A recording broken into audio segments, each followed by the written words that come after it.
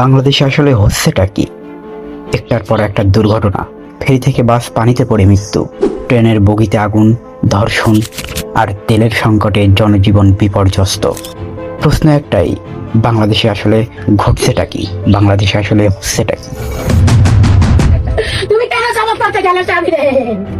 ওর স্বামী তুমি কেন জামাত করতে গেলে স্বামী? আমার তিনটা ভাই। গত কিছুদিনে আমরা দেখছি একের পর এক ভয়াবহ ঘটনা। একটি বাস ফেরি থেকে পানিতে পড়ে প্রায় 24টি প্রাণ ঝরে যায় মুহূর্তের ভিতরে।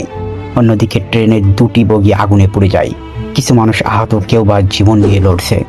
শুধু তাই নয়, দেশের বিভিন্ন জায়গায় বাড়ছে অপরাধ, খুন, ধর্ষণ, সহিংসতা, আরও অনেক কিছু। এগুলো কি শুধু আলাদা আলাদা ঘটনা, নাকি এর পিছনে লুকিয়ে আছে বড় কোনো সমস্যা? এর সাথে যোগ হয়েছে তেলের সংকট, যার প্রভাব পড়ছে পরিবহন শিল্প আর সাধারণ মানুষের জীবনের উপরে। যখন একটি দেশের জ্বালানি কমে যায়, তখন সে দেশের অর্থনীতির চাকা দাঁড়িয়ে যায়, বাড়ে দুর্ভোগ, বাড়ে অস্থিরতা। কোনো পাম্পে তেল নাই, একমাত্র এই জয়পুর ফিলিং স্টেশনে তেল আছে, তাও আবার দিচ্ছে খুবই সাফিসিয়েন্ট, মাত্র 200 টাকা। যে একদিন অফিসে দীর্ঘ লাইন ধরে দেখা যাচ্ছে যে প্রায় 1-1.5 ঘন্টা লাইন ধরে থাকা লাগতেছে, সেক্ষেত্রে অফিসে যাওয়া এবং আসার হ্যাম্পার হচ্ছে, কাজের হ্যাম্পার হচ্ছে। কিন্তু এই পরিস্থিতির জন্য কে দায়ী? শুধু সরকার, নাকি আমরাও কিছুটা দায়ী? যেখানে নিয়ম মানা হয় না, সচেতনতার অভাব আর দায়িত্ব এড়িয়ে যাওয়া হয়, সেখানে এমন ঘটনাই যেন স্বাভাবিক হয়ে যায়।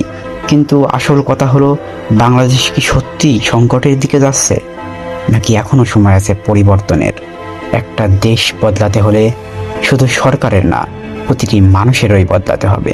কারণ একটা দেশ শুধু সরকারের হয় না, এই দেশটা আমাদের সবার, আমাদের এই দেশের সকল জনগণের।